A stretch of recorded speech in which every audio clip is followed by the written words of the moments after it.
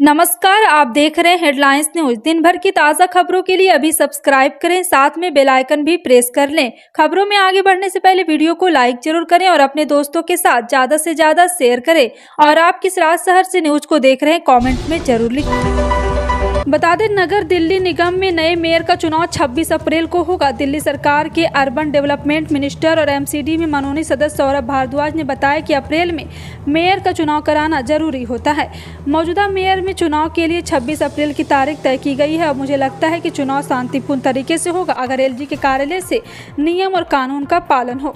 उन्होंने कहा है कि पिछली बार बहुत दुर्भाग्यपूर्ण था कि एलजी ने इस तरीके से प्रोटम मेयर बनाया कि उन्होंने ही सभी दिक्कतें पैदा की। सदन में गैर कानूनी काम करने की कोशिश हुई। एल्डरमैन से संविधान के खिलाफ वोट डलवाने की भी कोशिश की गई। समाजवादी पार्टी ने राजस्थान में पार्टी के प्रदेश कार्यकारिणी के तत्काल प्रभाव से भंग कर दिया है। समाजवादी पार्टी ने अपने अधिकार ट्विटर हैंडल से यह जानकारी दी। बता दें कि राजस्थान में अब विधानसभा चुनाव को कुछ ही समय बचा है। माना जा रहा है कि पार्टी चुनाव को देखते हुए प्रदेश कार्यकारिणी का नए सिरे से गठन कर सकती है। इस कार्यकारिणी में कुछ नए चेहरों को भी जगह मिल सकती है। साथ ही साथ आपको बता दें कि यहाँ पर एक बार फिर से मेयर चुनाव को लेकर के बता दें, पिछले महीने अखिलेश यादव राष्ट्रीय कार्यकारिणी की बैठक में शामिल होने के लिए कोलकाता दौरे पर भी गए, जहां उन्होंने 2024 लोकसभा चुनाव को लेकर रणनीति पर चर्चा की थी। सरकारी गैस विपणन कंपनी गेल गैस लिमिटेड ने महंगाई की मार से परेशान लोगों को रविवार को बड़ी राहत दी है। देश की सबसे बड़ी गैस कंपनी गेल इंडिया लिमिटेड की शहरी गैस वितरण इकाई ने सीएनजी और पीएनजी के दाम को कम करने का ऐलान किया। कंपनी ने सीएनजी और पीएनजी के भाव में 7 रुपये तक की कटौती की है। केंद्र सरकार ने चंद दिनों पहले प्राकृतिक गैस की कीमतें निर्धारित करने के तरीके में बदलाव किया है। उसके बाद लगातार गैस कंपनियां सीएनजी और पीएनजी के भाव को कम कर रही हैं। हरियाणा के पूर्व मुख्यमंत्री व कांग्रेस नेता भूपेंद्र सिंह हुड्डा की गाड़ी का रविवार सुबह हिसार में एक्सीडेंट हो गया। इस हादसे में उनकी गाड़ी पूरी तरह से क्षतिग्रस्त हो गई। दरअसल यह हादसा नील गाय की यहां अचानक सामने आ जाने से हुआ। फिलहाल हादसे से पूर्व मुख्यमंत्री बाल बच गए। वहीं हादसे के बाद पूर्व सीएम ने ट्वीट कर कहा है कि आज हिसार जाते समय मेरा वाहन दुर्घटनाग्रस्त हो गया, लेकिन ईश्वर की कृपा व आप लोगों की शुभकामनाओं से मैं और मेरा स्टाफ पूर्ण रूप से सुरक्षित है। मैं आगे की सभी तयशुदा कार्यक्रम में शामिल होऊंगा।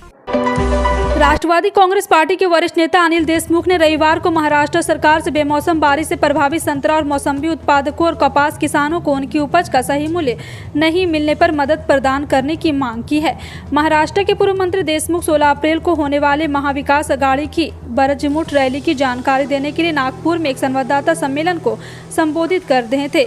एमपी में एनसीपी, कांग्रेस व शिवसेना भी शामिल हुए। पिछले कुछ दिनों से विदर्भ, महाराष्ट्र के अन्य हिस्सों में बेमौसम बारिश से किसान के परेशान होने और मुख्यमंत्री एकनाथ शिंदे तथा उप मुख्यमंत्री देवेंद्र फडणवीस के उत्तर प्रदेश में अयोध्या जाने के बारे में पूछे पर देशमुख ने कहा किसान परेशानी का सामना कर रहे हैं, जबकि मुख्यमंत्री, उप मुख्यमंत्री, अन्य नेता देव दर्शन के लिए हैं। भारत में अब गर्मी ने अपना तेवर दिखाना शुरू कर दिया है। अगले हफ्ते तक बारिश का कोई असर न होने के बाद तापमान में वृद्धि देखी जा रही। इस बीच आईएमडी ने आने वाले 3 से 5 दिन के मौसम की भविष्यवाणी की। मौसम विभाग के मुताबिक अगले 3 से 5 दिनों में देश के ज्यादातर हिस्सों में अधिकतम तापमान में 3 से 5 डिग्री की वृद्धि हो सकती है। हालांकि मौसम विभाग ने कहा है कि इस दौरान हीटवेव चलने की कोई संभावना नहीं है। दक्षिण भारत के कुछ राज्यों में हल्की बारिश का भी अनुमान है। आईएमडी ने अपने आधिकारिक ट्विटर हैंडल ने बताया कि आने वाले 3 से 5 दिन गर्मी में इजाफा हो सकता है। अडानी के पावर प्लांट से हमारा पड़ोसी देश रोशन हो रहा है। अडानी पावर लिमिटेड के गोड्डा स्थित पावर प्लांट से बांग्लादेश को बिजली आपूर्ति शुरू हो गई। Ultra super critical thermal power plant की 2 गुना 800 मेगावाट में से 800 मेगावाट की पहली यूनिट बांग्लादेश को 748 मेगावाट बिजली की सप्लाई कर रही है। कंपनी ने शेयर बाजार को बताया कि पावर प्लांट की दूसरी यूनिट भी जल्द चालू हो सकती है। अडानी पावर की सब्सिडरी कंपनी एपीजीएल 25 साल के बिजली खरीद समझौते के तहत पहली इकाई में 748 मेगावाट बिजली बांग्लादेश पावर डेवलपमेंट बोर्ड को देगी। अमेरिका ने रूस और चीन की अंतरिक्ष में बढ़ती हुई ताकत को मात देने की तैयारी कर ली है। यही कारण है कि अमेरिकी स्पेस डेवलपमेंट एजेंसी अगले कुछ महीनों में 150 से भी ज़्यादा खुफिया सैटेलाइट को लॉन्च करेगी। और आपको बता दें, इन सैटेलाइट का प्रमुख काम अंतरिक्ष में और धरती में रूस और चीन की हर हरकत पर नजर रखना है। कुछ दिन पहले ही ऐसी रिपोर्ट आई थी कि चीन की एक सैटेलाइट ने अंतरिक्ष के अंदर अमेरिकी सैटेलाइट की जासूसी भी की थी। संयुक्त राष्ट्र अमेरिका जाने के लिए अब छात्रों को पहले से ज़्यादा कीमत देनी होगी। यूएस ने वीज़ा महंगा कर दिया है। अब स्टूडेंट को पहले से $25 ज़्यादा खर्च करने पर यूएस का वीज़ा मिलेगा। जी हां, आपको बता दें यूएस डिपार्टमेंट ऑफ स्टेट ने नॉन इंटरमिंग पर प्रोसेसिंग फीस बढ़ा दी है। इसके मुताबिक विजिटर वीज़ा यानी कि बिजनेस या टूरिज्म के लिए, साथ ही नॉन पिटिशन बेस्ड एनवाई के लिए जैसे स्टूडेंट या एक्सचेंज विजिटर वीज़ा वगैरह के लिए अब $185 चुकाने होंगे। पहले ये कीमत $160 थी। देश में दूध और दूध के उत्पाद की बढ़ी महंगाई दर इस समय चर्चा का विषय बना हुआ है। केंद्र सरकार ने उन खबरों को भी भ्रामक बताया जिसमें कहा जा रहा है कि भारत में जल्द ही मिल्क और मिल्क प्रोडक्ट का आयात करने पर विचार हो रहा है। हालांकि इस समय दूध की बिक्री को लेकर एक विवाद में स्थिति पैदा हो गई और ये राज्य कर्नाटक है, जहां अगले महीने 10 मई को विधानसभा चुनाव होने वाले हैं। ऐसे में राज्य में जमकर आरोप प्रत्यारोप चल रहे। ये मामला देश की एक बड़ी डेयरी प्रोडक्ट कंपनी अमूल और कर्नाटक मिल्क फेडरेशन की मिल्क कंपनी नंदिनी के बीच चल रहा है। कुंडा से जनसंता पार्टी के विधायक रघुराज प्रताप सिंह उर्फ राजा भैया की मुश्किलें बढ़ गई है। बता दें कि कुंडा विधायक उनकी पत्नी भानवी कुमारी का विवाद अब कोर्ट पहुंच चुका है। कोर्ट में दायर इस तलाक परिवार पर सोमवार को दिल्ली स्थित साकेत कोर्ट पर पारिवारिक न्यायालय में सुनवाई होगी। राजा भैया के तलाक पर सोमवार को दिल्ली स्थित साकेत कोर्ट में सुनवाई होगी। साकेत के फैमिली कोर्ट में ये सुनवाई होगी। तथा पूर्व मध्य रेलवे के समस्तीपुर रेल मंडल अंतर्गत बिहार के दरभंगा सीतामढ़ी रेलखंड के बीच मोहम्मदपुर यार्ड में रखरखाव कार्य में लगी एक मालगाड़ी के 3 डब्बे पटरी से उतर गए। हालांकि इस घटना में बिक्री के हताहत होने की कोई सूचना नहीं है। जी हां, आपको बता दें पूर्व मध्य रेलवे के मुख्य जनसंपर्क अधिकारी वीरेंद्र कुमार ने शनिवार को बताया कि दरभंगा सीतामढ़ी रेलखंड के बीच मोहम्मदपुर यार्ड में रखरखाव कार्य के दौरान शनिवार को मालगाड़ी के खाली 3 डब्बे पटरी से उतर गए। दिल्ली प्रधानमंत्री मुद्रा योजना के 8 साल पूरे होने के बीच कांग्रेस के वरिष्ठ नेता पी चिदंबरम ने रविवार को कहा कि इस योजना के तहत दिए गए 83% कर्ज की राशि 50,000 रुपये से कम है। ऐसे में वह हैरान है कि आज के समय में इतनी कम धनराशि में किस तरह का कारोबार किया जा सकता है। बैंकों और वित्तीय संस्थानों में मुद्रा योजना के तहत 40.82 करोड़ लाभार्थी को 23.2 लाख करोड़ रुपए के कर्ज बांटे हैं। नई दिल्ली में 10 मई को होने वाले विधानसभा चुनाव को लेकर तमाम राजनीतिक दल चुनाव की तैयारी में जुटे हैं। कई पार्टी उम्मीदवारों की लिस्ट जारी कर चुकी है। चुनाव के नतीजे 13 मई को आएंगे। इस बीच एक बड़ी खबर आ रही। कार्यक्रम सूत्रों से मिली जानकारी के अनुसार बीएन चंद्रप्पा प्रभाव से कर्नाटक प्रदेश कांग्रेस कमेटी का कार्यकारी अध्यक्ष नियुक्त किया गया। अब कर्नाटक में कांग्रेस इन्हीं की अगुवाई में चुनाव लड़ेगी। देश में अगले साल लोकसभा चुनाव है। ऐसे में बीजेपी ने हर वर्ग के साथ मुस्लिमों को भी लुभाने की रणनीति बनाई है। इसके साथ ही बीजेपी का अल्पसंख्यक मोर्चा मुस्लिम वोटरों तक पार्टी की पहुंच बढ़ाने के लिए सूफी संवाद महाअभियान चलाएगा। यह अभियान पूरे देश में चलाया जाएगा। इसके तहत बीजेपी के मुस्लिम नेता, केंद्रीय मंत्री, राज्य मंत्री ईद के बाद कव्वाली सुनने दरगाह जाएंगे और कव्वाली के जरिए पीएम मोदी और बीजेपी की नीतियों का प्रचार किया जाएगा। सूफी दरगाहों को मानने वाले मुसलमान को समझाया जाएगा कि बीजेपी सरकार की सभी योजनाओं का लाभ बिना किसी भेदभाव के मुसलमानों को दिया जा रहा है। खुले में पेशाब करने की चेतावनी कई बार लोग इग्नोर कर देते हैं, लेकिन उत्तर प्रदेश के वाराणसी में ऐसा करना एक युवक पर भारी पड़ गया।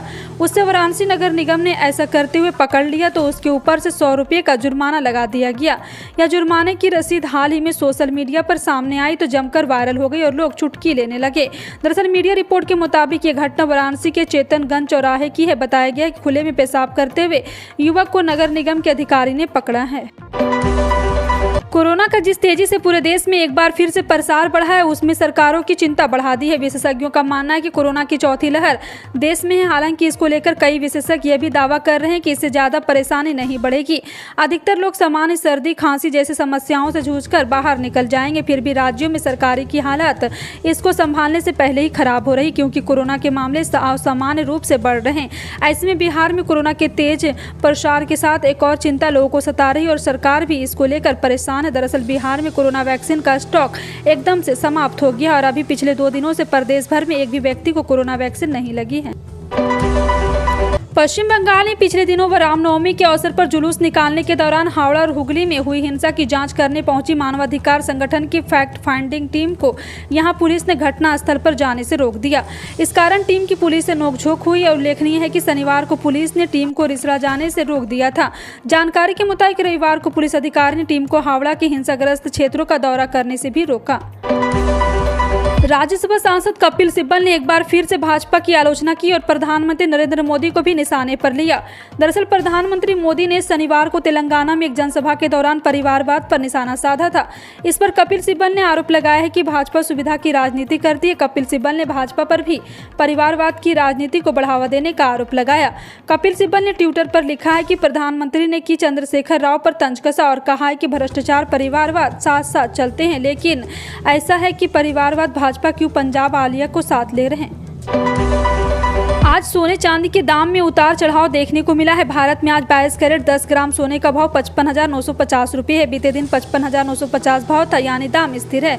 वहीं 24 कैरेट सोने की कीमत आज 61,020 रुपये प्रति 10 ग्राम है। बीते दिन 24 कैरेट सोने का दाम 61,020 रुपये थी। आज के दाम नहीं बढ़े।